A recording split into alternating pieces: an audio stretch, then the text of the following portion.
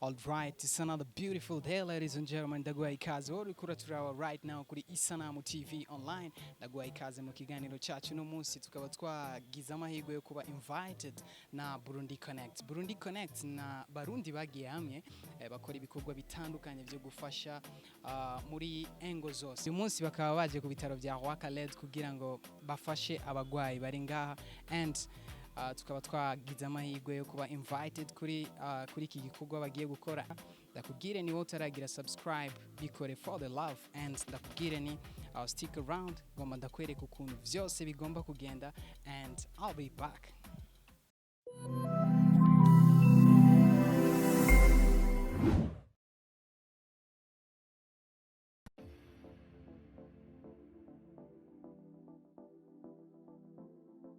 You already know.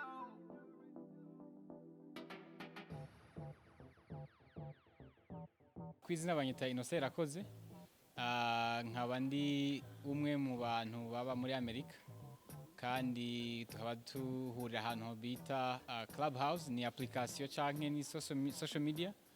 y'abantu benshi novuga ati duhura abantu bo kwisi abantu hamwe bamwe twamenye baba ngaho i Burundi tukaba tuzinanye tukaba twarakoranye nk'ibi bikorwa nyene nuko iki kocha twagomye gukora twakoze no munsi no kugomba gufasha mu guteza imbere Burundi no kugomba buri munyagihugu wese ahari hose ashoboye aterere mu kubaka Burundi utigute twaba twabifashije mu bintu bitandukanye uno munsi specifically twakoze mu bintu bijanye n'amagara udafise amagara meza canke amagara nta gushobora gukora mu bintu by'iterambere nta terambere rishoboka utariye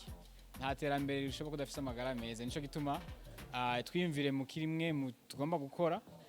cyo kugomba gufasha mu bantu batishoboye kwikuza mu bitaro kwera batashoboye kuriha tukavuga ati duterere mu bintu bya santé kugira ngo nabe canke yaeje mugiye mwumva nibaza nagenda baza nuko tugomba ko bazogira iki bazoza guterera mu kubaka Burundi canke mu kubaka izo community aho baba.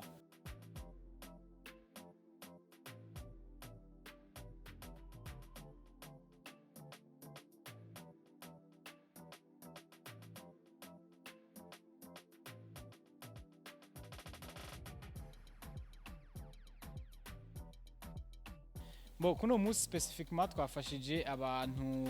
9 abantu 5 kuri Roi abantu 2 kuri Prince Regent n'abantu 2 ngaha kuri clinique ego twafashije abantu 9 nabo abantu 9 bakaba batwaye ataramera novuga atari make mu marundi kandi atari menshi cyane amahera yababiza miliyoni 6 kuri bose abantu 9 urumva ko iyo turonka amahera menshi canke amahera bari menshi n'abantu basigaye bagiye baturirira bagiye bararira tuba twabafashije bisumbije tugafasha buri muntu ariko nko nabivuze je nibaza ko la solution iteza kuva muri gouvernement la solution iteza kuva mu kuntu tudashobora kubandanya twe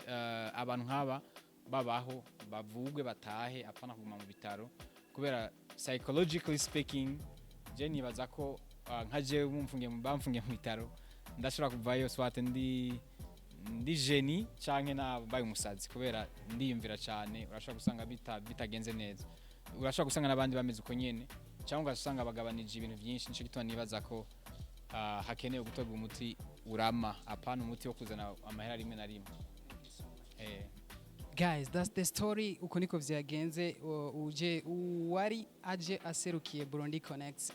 muri ivyo yatuyagiye uraza kuhungukiramo byinshi and ndakwibutse ko wewe umeze neza ufise amagara meza ufashe kuko nawe uzofashwa after. Thank you so much kuri wowe umaze kugira subscribe tubashimire na Burundi Connect kuri kino gikorwa bakoze and my name is Jibril, we sign out.